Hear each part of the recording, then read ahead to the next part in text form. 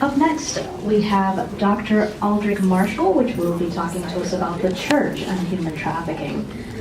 I want to thank everybody for coming out. This is a needed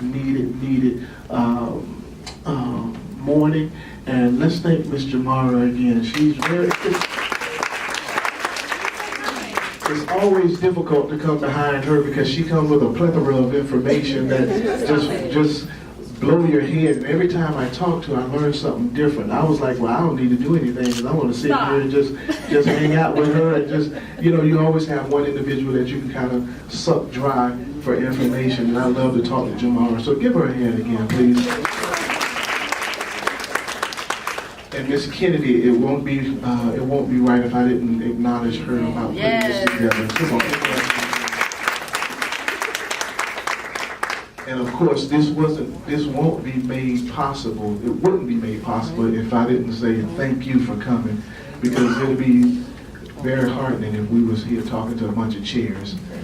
So you took out your day to come here to hear information that you can take back to your community. When I was asked the task to talk about the church and human trafficking, I said, oh Lord. Because one thing we do is we look at the church as a safe haven. And by we looking at the church as a safe haven, we look at the church as we can go there, we can get help, we can get assistance, we can get things that we can't go out into the world and get. But what about the church turning around and re-victimizing the victim? See, there's a thing. There's something that the church sometimes do is re-victimize the victim, and we call it love. And you're not the wiser. Now, I'm not going to sit here and beat up on the church, but I told Jamara that. She said, "No, you need to tell the truth." So I gotta tell the truth. I gotta tell the truth, because there are pastors out there that's re-victimizing the victims here in Florida, here in West Palm Beach, as well as abroad. And we're going to get to that in a minute. But over 300,000 a year underage girls being sold for sex in America, and that number is growing. The average age is 12 to 14 years of age for prostitution, and that's, and it's growing also. 15 times a day, a trafficked minors is sold for sex. That means one 15-year-old or one 13-year-old, one 12-year-old sold 15 times a day. So you got to kind of look at it at a minimum. So you got to kind of look at it as when she, and then they give her or him drugs. And once they're done and used up, you understand why they're back on the streets, because they have to feed that drug habit. Very young girls on the street, and you can see them, and they're trying to go to the church. And sometimes the church is victimizing them again. First thing they say, oh, you want this, and they hold it, and they say, well, don't say anything. Don't say anything. I'm here to help you. So we have to be mindful of what's going on. See, I like what Jamara said. See something, say something. If it's in the church, out of the church, on the road, truck stops, and wherever you frequent, you always see something, but are you saying something? Human trafficking violates the sanctity, dignity, and the fundamental rights of a human person. Rose, she was 20 years old. She said, you are vulnerable for exploitation when you like something, whether it is love, a home, a family. Pimps figure out what you are missing and promise to give it to you. They paint this image that they can give you everything. And then you go to the church, and the church paint this picture that we can give you everything. And some of these knuckleheads, and I got to just call it the way it is, they try to get more for them than help you. So even sitting in the church is very important that we have our eyes open. Have our eyes open. See something. Every year, millions of men and women and children fall into the hands of traffickers in their own countries and abroad. No sector or industry is immune from human trafficking. Victims may be workers in food processing factories, waiters or cooks in restaurants, construction workers, agricultural laborers, fishers, housekeeping, staff of hotel, domestic helpers, and spas as well. I own a barbershop beauty salon.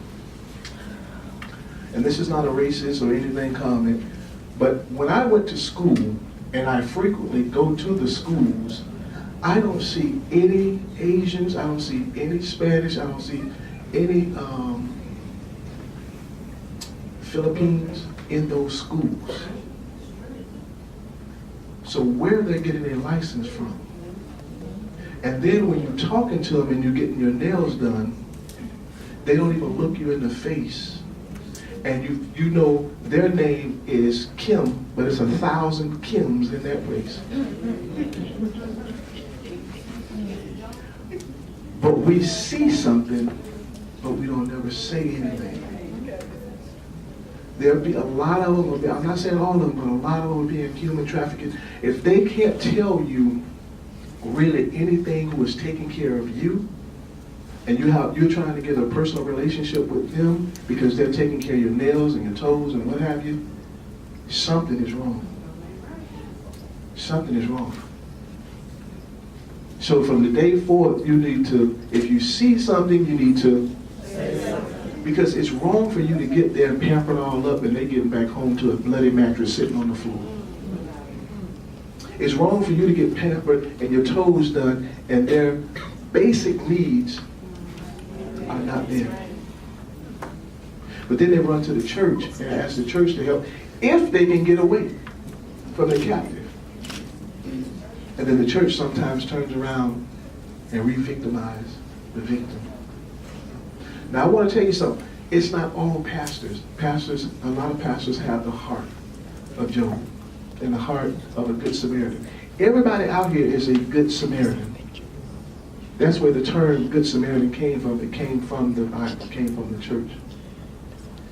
When you see something, you need to say something. So now, sex trafficking women and men in brothels, spas, massage parlors, and even in the church. Deuteronomy 27 says, I can't say something without saying that. Deuteronomy 27 says this: if a man be found stealing any of his brethren of the children of Israel, and maketh merchandise of him, or selleth him, then that thief shall die. And you shall put evil away from among you. Now I have to tell you this warning, you can't do this now. You can't go out there and kill nobody. I had to put a disclaimer because I don't want you to walk out and talk. That bald-headed man said, if we see something, when he said see something, say something. But I'm going to see something and lay somebody out. I'm not telling you to do that. I'm just saying, if you see something, say something. You have to go to the police and say something. You can't go out there. I had to put that disclaimer. If I could put it bigger, I would have put it bigger. So let me say this. Do everybody see this? You can't do this. To have everybody in agreement. All right. You'll see from time to time I have the word pastor crossed out because I don't look at them as pastors anymore. So 3 Toledo pastors accused of sex trafficking. As I was doing this, when Ms. Tara told me to do this, I was hoping that I didn't find any. But I know it's more than what I found. I know it's more than what I found. But here's what we have a tendency to do in the church. You know the pastor is wrong.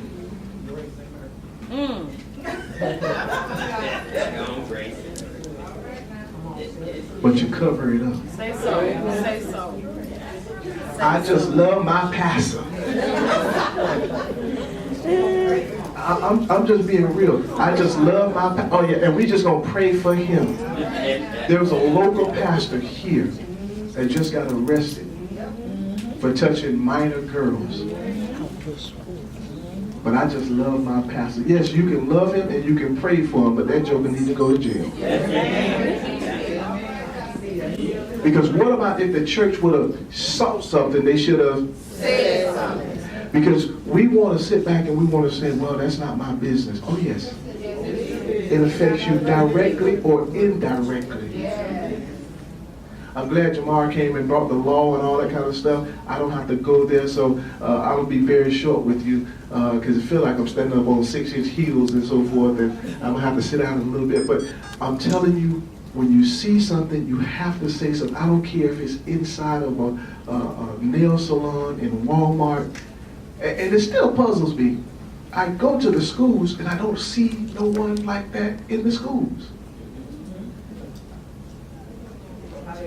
So how are they getting their license? If they can get you over here and take your passport, they can get you licensed also.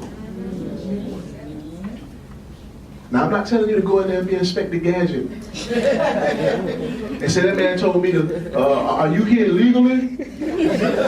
Where your passport at? Is it in the safe back there? Something I need to see it. And the law requires you to put your license up.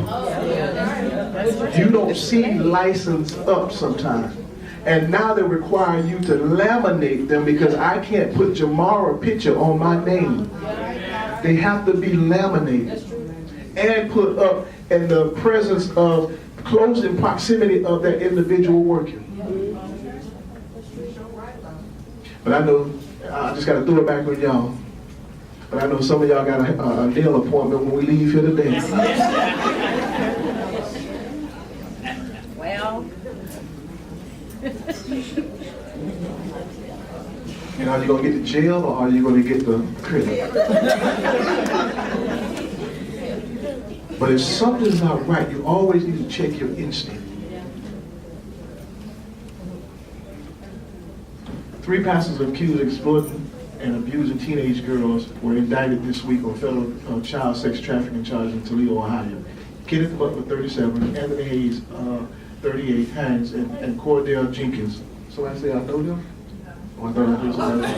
Well, they exposed today. Were charged with conspiracy for sex trafficking and trafficking as part of 11-count indictment. Mr. Hayes describes himself as a former pastor, while Mr. Jenkins said he had pastored full-time for 23 years.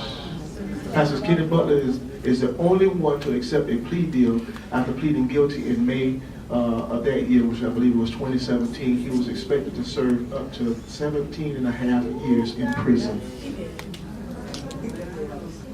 You can pray for him on your knees at home, but his butt need to go to jail.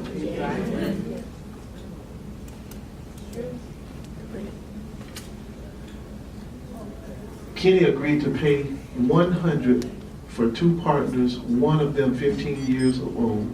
The website for negotiating, I scratched that out, in which undercover cops also post sex offender purposely to trap those patronizing prostitutes. These 2 were pastors. Zubin, on the other hand, is a creative pastor and wanted to have sex with an underage prostitute. This took place in arts and crafts. Arts and crafts. Painting with children. See, let me tell you something. It's really not funny, but at the same time, you got to be very careful. Where most predators hang out at? With children. See, you can go to the football game, you can go to the basketball game, you can go to the softball and baseball game. Little League is where they hang out in the bathrooms, and you send your child over there to the bathroom unaccounted for or unaccompanied with an adult, and then they come back and they're scared to even tell you what took place because in the home we have no communication anymore. Everything is, the son or the daughter is in the bedroom and you text them to go get you some water and you have no communication anymore and you don't know what they're doing, who they're hanging out with, and what website they're on or anything. And they're looking for someone to love them, to care for them because you're an absentee parent at home. This is how it all starts. This is how it all starts. We have to be mindful. We need to be able to be good steward of our children.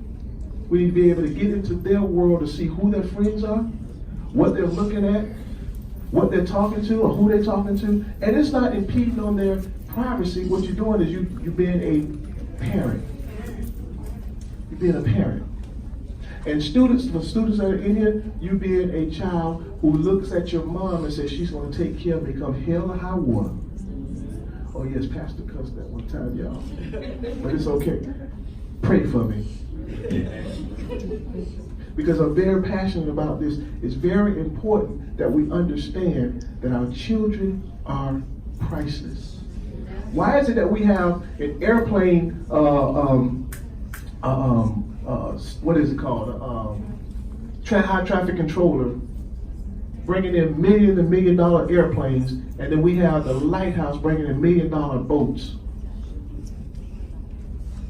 And we have individuals sitting by each other, looking at each other and saying that they have a price on their head. But I want you to know, ladies and guys, you are priceless.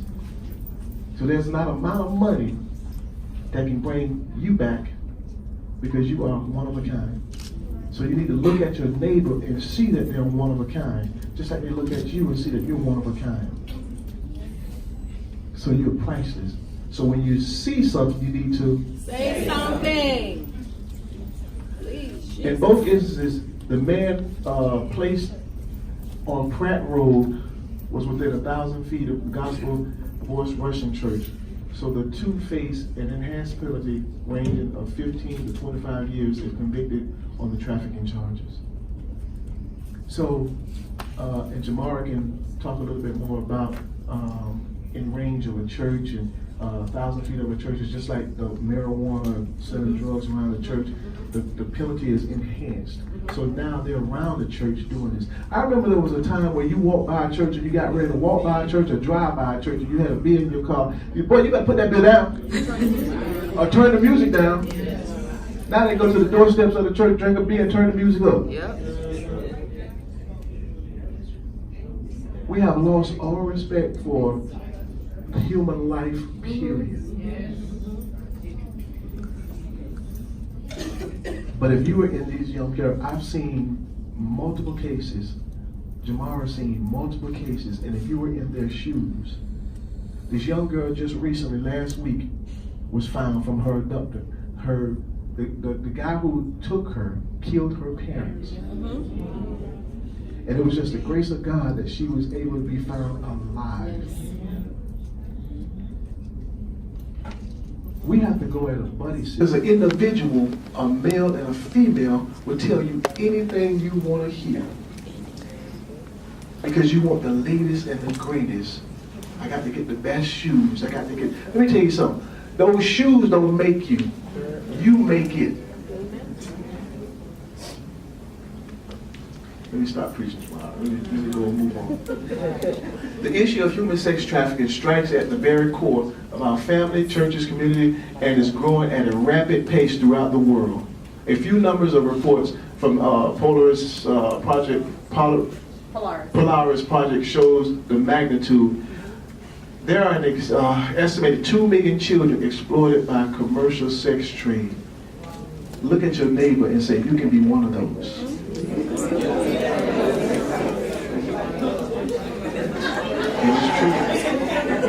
And it's true. I know we have officers in the room also, but without that gun and that badge, they can become a victim also. Because when you don't have your gun and your badge and somebody else have one, you're very vulnerable also. They go to football games, people go to basketball games, they go to soccer games, looking for you because you make $32 billion a year for those individual people. This industry here is second to drugs, but it's actually getting ready to jump over drugs. There are an estimated 2 million children exploited by the commercial sex trade. The human sex trade is a $32 billion per year industry. It is the second largest illegal business following drug sales, and new statistics show it is about to surpass the sale of drugs. In the United States, 14,000 to 17,000 people are trafficked, and the number is growing in the United States every year. An estimated 1 to 300,000 children are prostituted in the United States each year. Average starting age of a victim in the United States is between the age of 12 and 14. I was reading an article, there was a young girl who started when she was 7 years old. She had got kidnapped, human trafficked. She was trying to find love in the wrong places. She said she had been sold over, I think she said 15,000 times. And she added up everything, and she said she had probably had sex with individuals no less than 25,000 times between the age of, I think she said, 13 and 16. So that was like 3 years. And what takes place when their beauty is gone, they all drugged out, they can't perform anymore, they get you on drugs, get you on alcohol, and you can't make them any money anymore. They throw you to the curb. And now you gotta go back out and prostitute. Now you're doing it to survive. See, this is real. Being in this industry, this is something that I'm very passionate about, and I love doing it, but I hate seeing what's going on. And I hope from today, you will be a person that sees something and God has called his children to care for the persecuted and to reach out to those who are mistreated. While the mandate from Micah 6:8 is used often, I think we must never grow deaf to the command to walk just and do mercy. We have to be our brother's keeper. We have to be. The church can become more aware of what is happening in their community, in the realm of young girls and boys, by luring them into the business of sex trafficking. How can we do this? Be aware and sensitive to signs that might be there, such as questionable massage parlors and nail salons. So now you kind of know what to look for. But like I said, don't go out there and inspect the gadget. Just be aware. Just be aware. If somebody's trying to talk to you coded, just be aware. Because they're trying to talk to you coded, and you're FaceTiming, you're on the phone. And when you're on the phone FaceTiming, texting, or trying to do something other than listen. See, I believe this. God has given us 2 ears and 1 mouth. And he intended for us to listen more than we speak. Come on now. Come on now. And you can't speak with somebody, well, you can't really speak when somebody else is speaking because you're not really hearing what they're saying. And not all the time they say something that's going to shake your fancy. Sometimes the lack of something you need to be aware of and what they're not saying, but their body language is telling you something differently. So when you say something, you need to be watching. When you see something, you need to. Now watch this. We know all of the things that are on TV that desensitize us. For the first 30 seconds, or the first 15 seconds, if it hits us and we get past that, they got us. That's why they put all the garbage, the first 30 seconds or the first 15 to 30 seconds at the beginning of a segment or the beginning of a commercial or the beginning of a series. Because if they shoot that at you and it kind of goes over your head, they got you. So note how desensitized we have become to the way women and young girls are portrayed in movies we watch and the TV shows that are aired. We need to learn to turn that stuff off and be a victim for the people who are being victimized. Pray for God to rise up those who are willing to stand in the gap and be a spokesperson for the vulnerable ones who are easily drawn into the industry. We need to pray. Raise awareness in your congregation, schools, and businesses of the youth. How many young girls we have that are still in school? Okay. How many human trafficking clubs do you have at your school? Jamar, look like somebody need to start one. We got them in Brown. Not in here, apparently. We have everything else. The Back It Up Club. The Turkey Club. We have all this stuff up here that don't mean nothing. I had to go there. We got all this stuff. How to Electric Slide Club. What do they do now? What is that? They twerk. The shoot.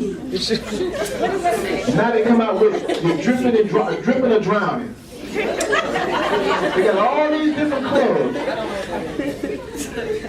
But what about the human trafficking club? What about information on human trafficking? Somebody in here can start that. We have this next year. It should be started in Palm Beach County. Be the pioneer. Be the trailblazer for that.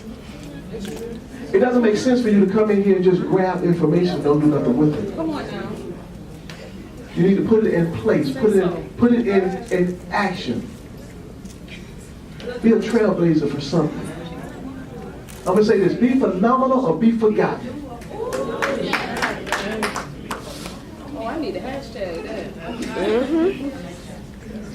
Because to the world, you just one person, but that one person who you pulled out of this human trafficking, you are the world.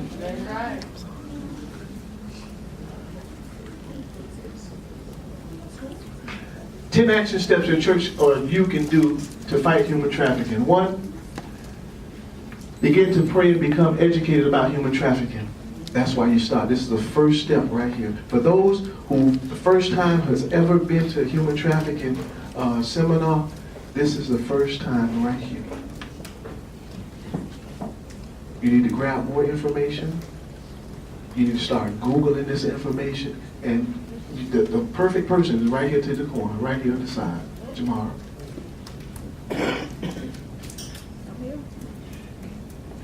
And for me knowing her, as long as I've known her, I know what she has freely given, freely gave, freely gotten, when I say, she freely should give. But you got to be willing to do something.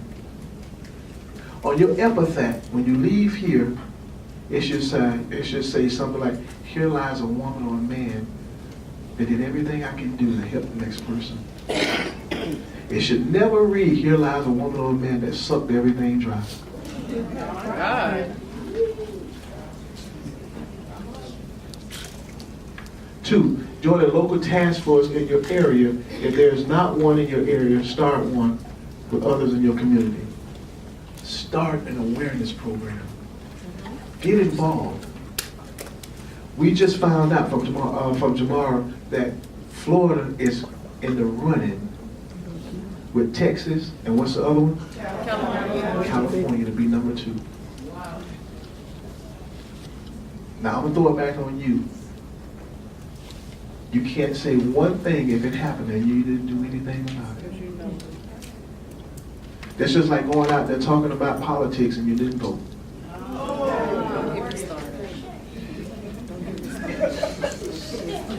People say, don't get me started.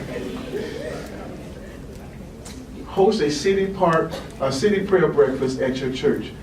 Bring people in, talk to them, get literature. Young females, let me tell you something. You didn't come here by happenstance. You came here because you are very powerful. You are priceless. But men today see you as a merchandise or a commodity. I do domestic violence every single day. And if I can be candid with you, they're not fighting for your heart when they jump on you. They're fighting what's between your legs.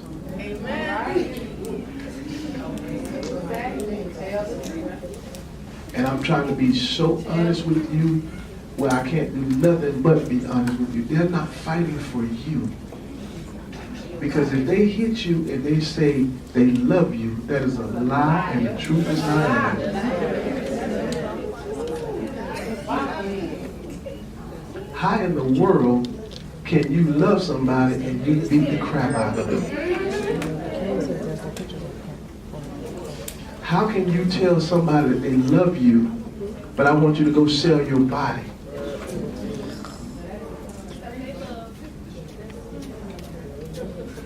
We got to understand that this is not love, y'all.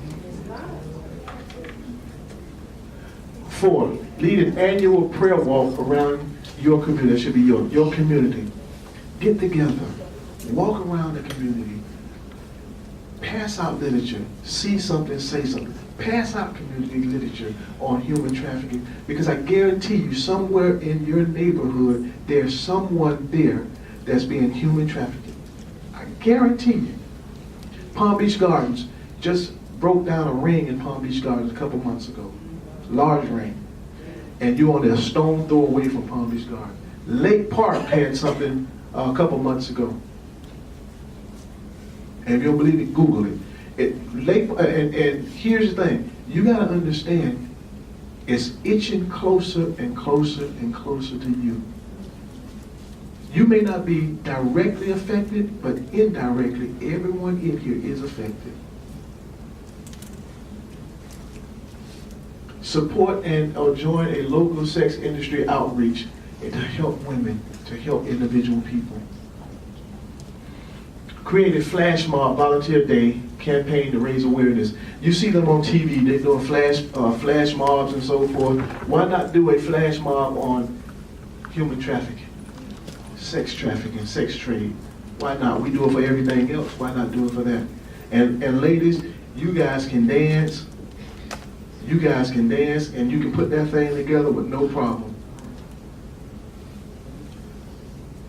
Use your body to be seen for the industry, not to be seen as a sex slave or a sex toy. I think that kind of went over some heads. Because every dance we have now is kind of provocative. And it gravitates those individuals to you to say, hey, she must be loose, or she may be able to do what I want her to do. You got to be very, very mindful. Men and women that's in this industry has a very warped mind, a very warped mindset. Host a brave empowerment event for girls in your church. Miss Tara is doing a wonderful job with that. She has I Am Royal. If you're not a part of that, you need to get a part of, be a part of what Miss Tara is doing. And I saw Miss Angie back there. She has a program. Let me tell you something. You only have your partner next to you, your friends.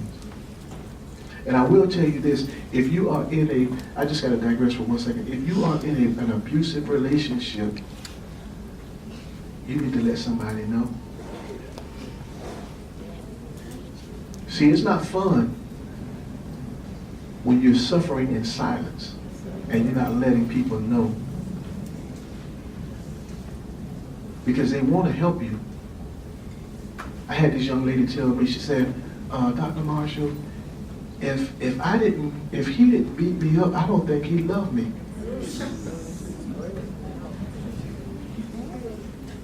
But it was seen in her home that it was okay. When are you going to break that curse? When are you going to break that? 8, host an awareness event at your church or wherever you're at and invite the community and local stakeholders. It's very easy for you to, if you can put a party together, you can put an event together. But what we want to do is we want to have fun. Let me tell you something. You either going to pay now and play later, or if you help some people out, you can. If you either going to play now and pay later. And I guarantee you, if you don't get it in check, you're going to have to pay somewhere down the line. If you don't help someone out, who can reciprocate with you when you need them?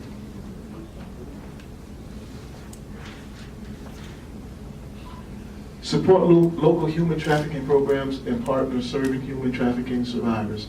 There's a plethora of good organizations, and I'm going to give you a couple of them in a minute that you may want to write down because I didn't have time to put it up on the screen.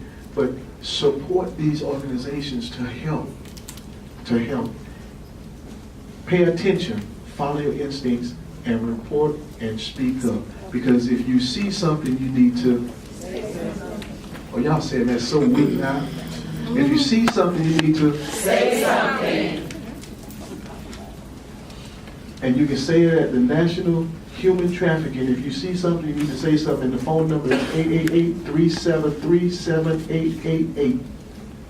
Some of the websites that I saw, freedomunited.org.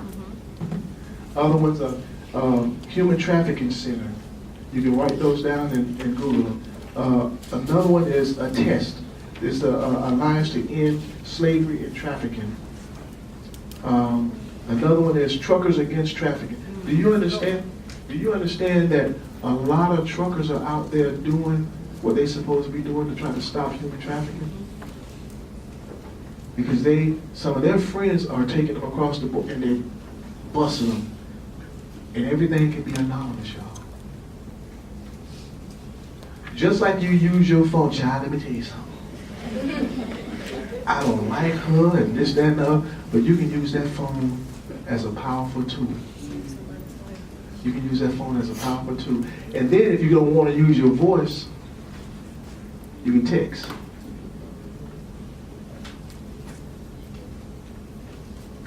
And the last one that I'm just going to share with you is called Stop the Traffic. These are actually good websites that you can go to, because when you see something, you need to say something. Any questions? Any questions for me? I only got a couple seconds, y'all. I have a comment, if I can make a comment. Who said that? Me? Oh. I heard it somewhere on the microphone. Who knows I got them?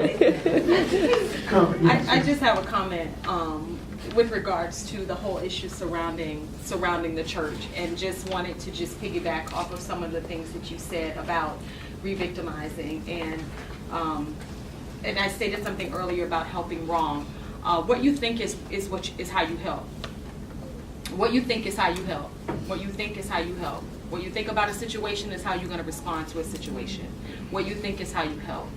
So I need for us, and I understand us as, there are a lot of African American people in this room, and for African Americans, the church has been a saving place for us, even from the time of slavery.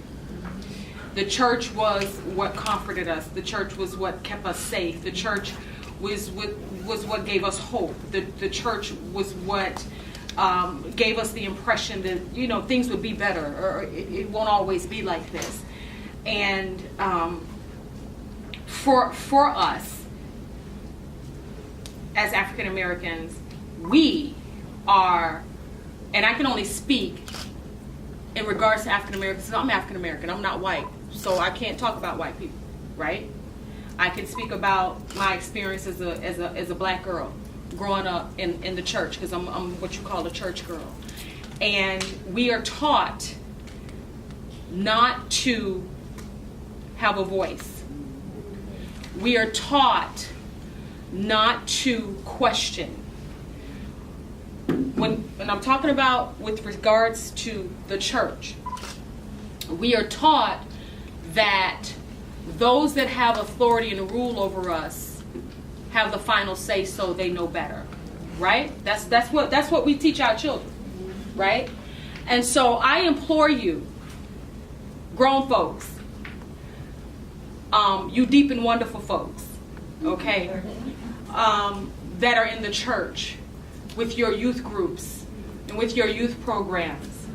I need for you all to be able to hear, and I need you to be able to hear with your heart and not with your opinions. Because I have a problem with the fact that you're able to discern when they're being fast and hot, but you can't discern when somebody's touching on them. Yes. I have a problem with that. I have a problem with that. You're so deep and wonderful that you have the discernment to know, when they being fast or when they being hot in the tail, and they not listening, but you don't have the discernment to know that the deacon and the youth pastor is touching and messing with them. So I need you all to step out of your deep and wonderful selves and get into your spiritual selves, okay? And stop helping. Stop helping the church victimize our children. And I'm not picking on the black church. I'm talking about the black church because I've experienced the black church. I've been in church all my life, and I love church. I have a different opinion about church folks, but I love church. And so I implore you to put away your traditions. I implore you to put away your opinions. I implore you to put away what has happened to you and you felt like because you survived, they survived. And I implore you to step up and say, you know what? Enough is enough. I implore you to stand up for our children. I implore you to protect our children. I implore you to listen to our children. I implore you to believe our children. Your job is to protect our children, not your pastor, your boyfriend, your man, and whomever else. Your responsibility is to protect our children. Okay? It is not your responsibility to be predator protectors. Right. Right.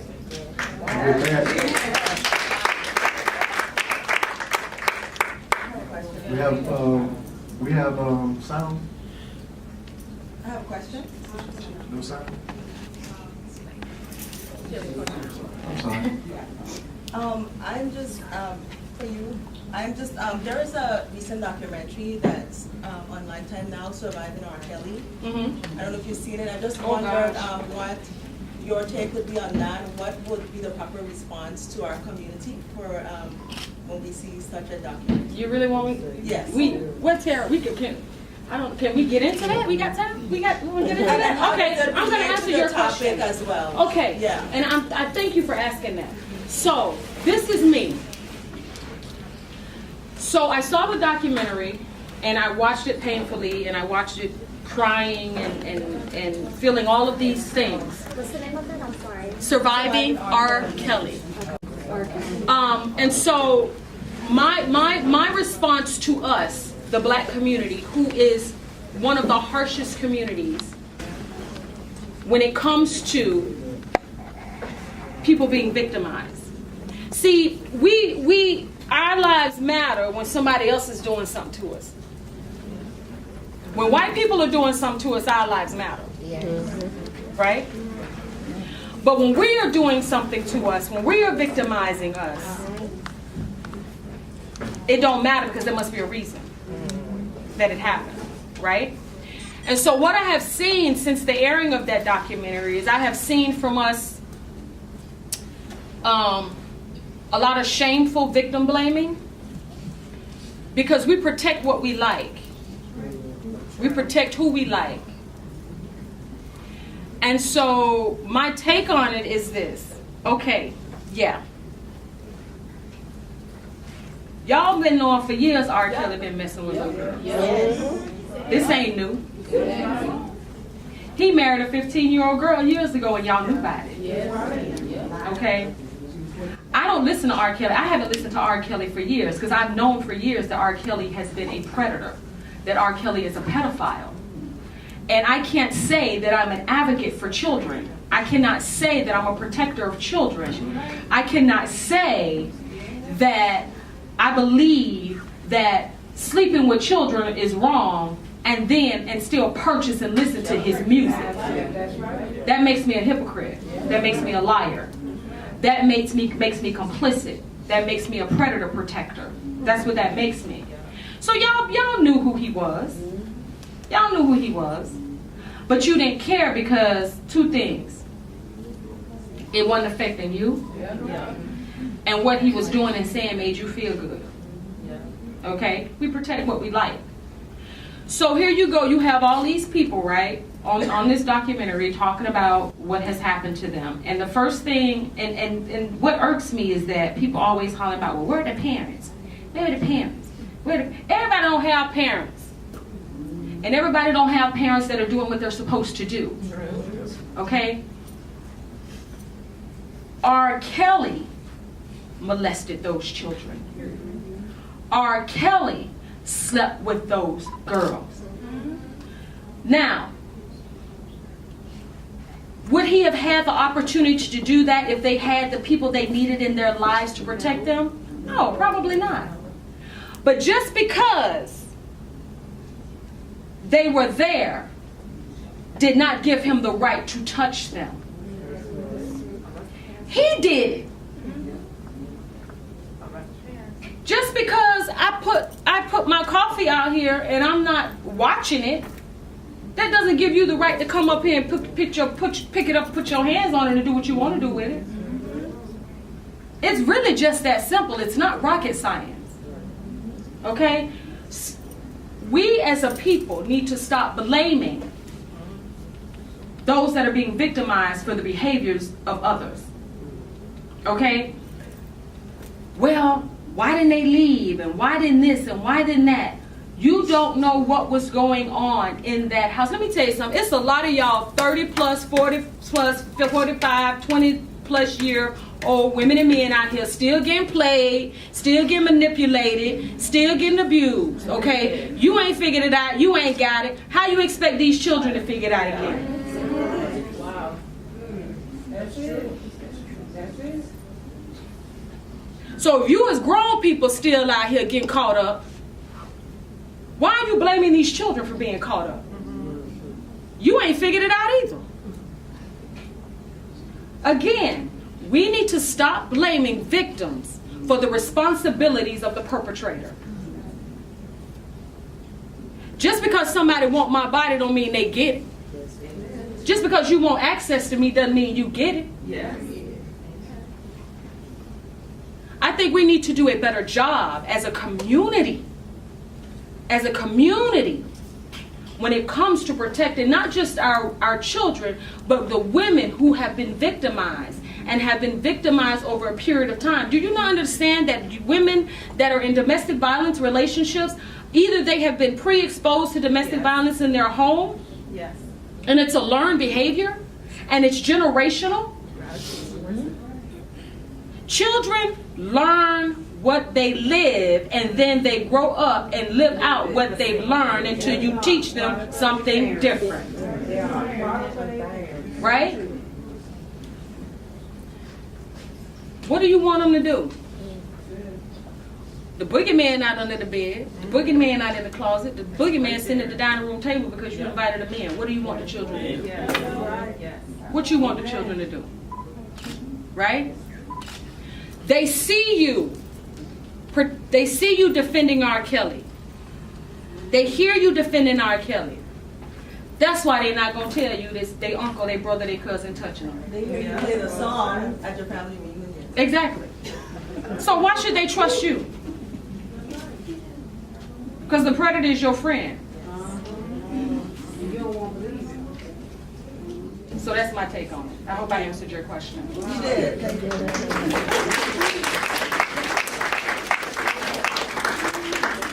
And with that, we're going to leave off with this. Getting ready to go, y'all. Well, listen, I enjoyed myself up here. So the last thing I want to say is, if you see something, Say something. have a wonderful day.